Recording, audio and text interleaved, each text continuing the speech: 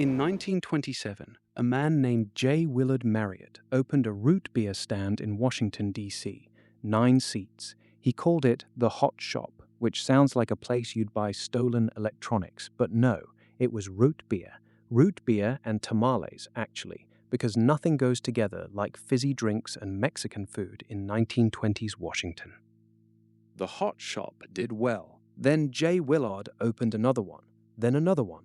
Then he started feeding airline passengers, which back then was considered a luxury and not the soul-crushing experience it is today. By the 1950s, he had a chain of restaurants, a catering empire, and one small motor hotel in Arlington, Virginia. Then his son took over. Bill Marriott Jr. became CEO in 1972, and over the next 20 years, he did what any ambitious businessman would do. He built hotels, a lot of hotels. Marriott's went up everywhere. Big ones, fancy ones, the kind with the little shampoo bottles you steal. Business was booming, and Bill Jr. was sitting on top of a massive hotel empire. And then he got rid of all of it. See, here's the thing about owning hotels. Hotels are expensive. Not, oh, I overspent at dinner expensive. We're talking about the buildings, the land, the plumbing, the carpets, the elevators, the pool nobody swims in, and every 5 to 7 years you have to renovate the whole thing or it starts looking like a crime scene. By the late 1980s, Marriott was sitting on $2.9 billion in debt, and then the real estate market collapsed. The buildings Marriott owned were suddenly worth less than what they owed on them. Bill Jr. had a problem. We have billions in debt, our properties are losing value, and we still have to fix every broken toilet in every hotel we own. And one of his executives said, "What if we just didn't own the hotels?" Bill Jr. said, "Keep talking." So in October 1993, Bill Jr. did something that Wall Street still talks about. He split Marriott into 2 separate companies. One company, called Host Marriott, got all the buildings, all the property, all the beautiful, shiny, debt-covered hotels, and all the debt, $2.9 billion of it. The other company, Marriott International, got the brand name, the management contracts, and the reservation system, and basically none of the debt. Now, the people who had lent Marriott money were like, "Excuse me? We lent Marriott money, like a lot of money." And Bill Jr. said, "You sure did. And you're telling me our loans are now attached to the company with all the crumbling buildings and none of the revenue. That is technically what happened, yes. And the company making all the money has none of our debt?" Bill Jr. said, "Look, I wouldn't say none." His lawyer leaned over and said, "It's basically none. It's basically none. We're going to sue you. Totally fair." They did sue. A judge eventually made Marriott throw in some extra cash to settle it, but the split stuck, and Bill Jr. was now running a hotel company that didn't really own any hotels.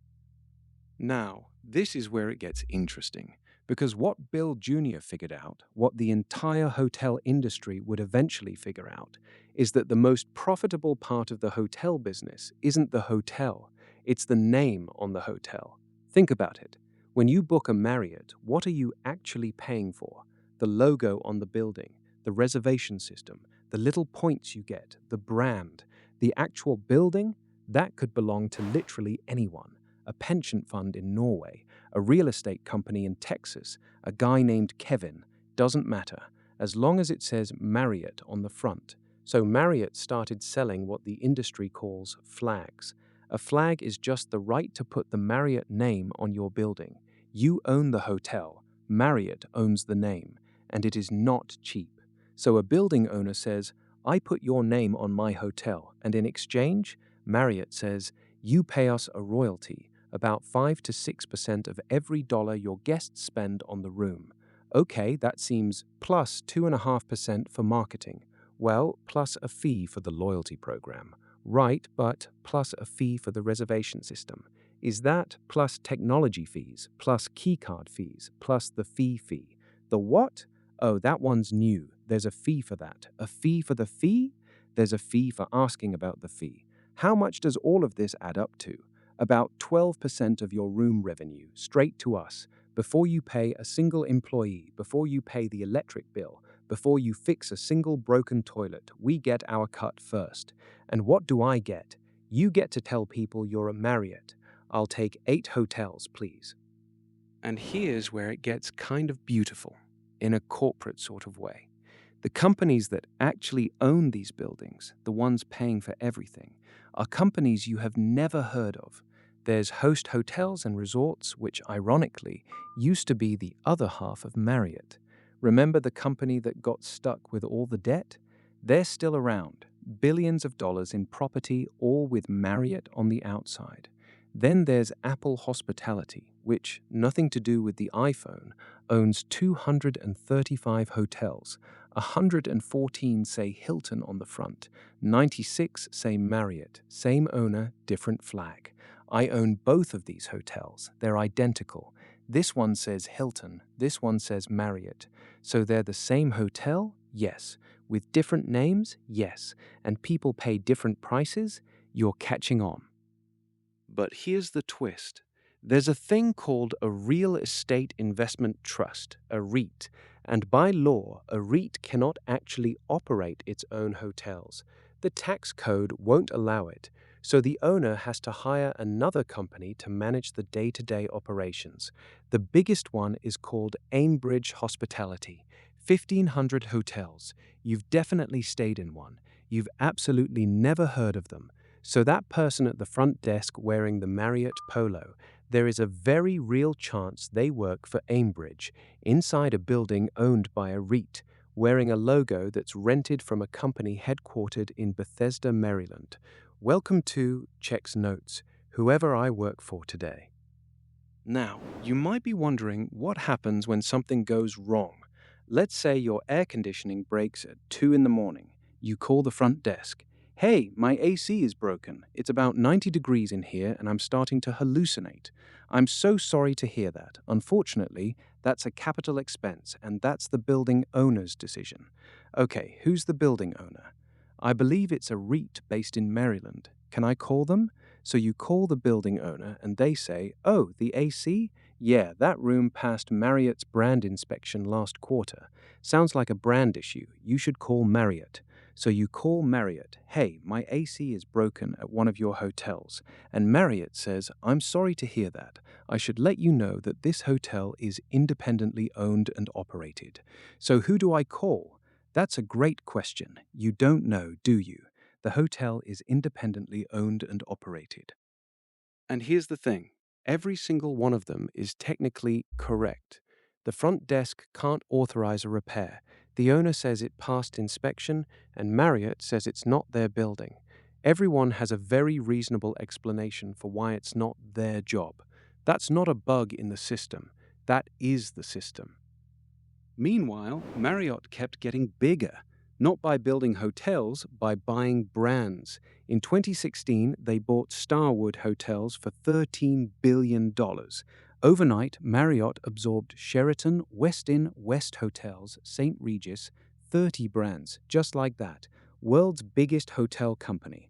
They merged Starwood's loyalty program into their own system, called Bonvoy, and loyal Starwood members started noticing things disappearing. The guaranteed best room upgrade for top-tier members, gone. No email about it, no announcement. Hey, I used to get free room upgrades. We've updated the program to serve you better. By removing benefits, by streamlining the experience of having less stuff, independently owned and operated. That doesn't even apply here. We appreciate your loyalty. The phrase getting bonvoyed became a thing. Meanwhile, on an earnings call, Marriott's CEO described the company as having a, quote, powerful, cash-generating, asset-light business model. Asset-light, meaning the assets are somebody else's problem. And that somebody else was increasingly cutting corners. The building owner is already sending 12% off the top to Marriott. Then every 5 to 7 years, Marriott sends down something called a property improvement plan. New lobby furniture, new carpeting, new bathroom fixtures, whatever headquarters decided the brand standards require this cycle. That renovation can cost anywhere from $8,000 to $40,000 per room. The owner pays all of it, so when a squeezed owner needs to save money, they cut the one thing they actually control: staff. Hotel staffing dropped 13% after 2019, and most of it never came back. Daily housekeeping quietly disappeared at most major chains.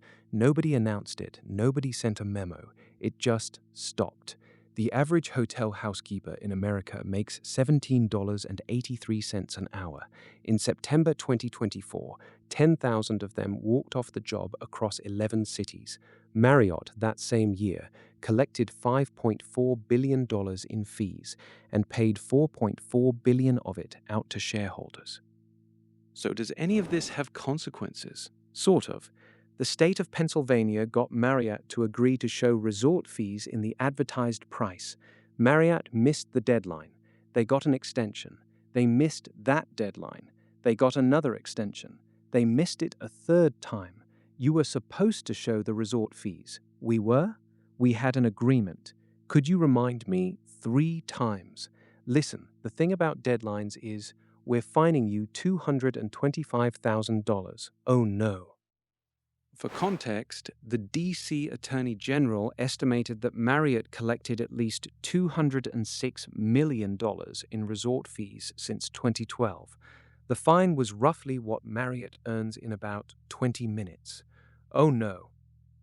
And this isn't just a Marriott thing. Hilton owns about 46 of their 7,000 hotels. IHG, that's Holiday Inn, mostly franchised. Hyatt is 98% franchised. When Blackstone bought Hilton in 2007, they made $14 billion converting it to the exact same model. The entire industry looked at what Bill Marriott Jr. did in 1993 and thought, what if we also just didn't own the hotels? Wait, you can do that? I'm already not owning the hotels. Since when? Since right now. There's a fee for that. So here's the only thing I'd ask you to remember from this. Next time you book a hotel, you are not booking a hotel. You are renting a flag. The name on the building tells you who collects a percentage. It does not tell you who owns it, who runs it, or who's going to pick up the phone at 2 in the morning when your AC breaks and you're hallucinating in 90-degree heat.